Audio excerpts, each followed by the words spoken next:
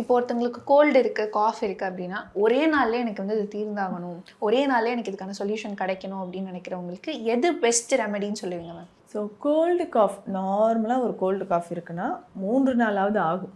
So உடனே நம்ம என்ன பண்ணுறோன்னா ஒரு டேப்லெட் போட்டு அதை சப்ரஸ் பண்ணுறோம். அது நமக்கு என்ன ஆகுனா அது நோயாக உள்ளேயே தேங்க ஆரம்பிச்சிடும். ஸோ கோல்டு இருக்கா திரும்ப கொஞ்ச நாள் கழித்து அது தீவிரமான ஒரு லங் இன்ஃபெக்ஷனாக உருவாகிறதுக்கு சான்சஸ் இருக்குது. ஒரு கோல்டு காஃப் இருக்குன்னா 3 to 4 days டைம் எடுத்துக்கும்.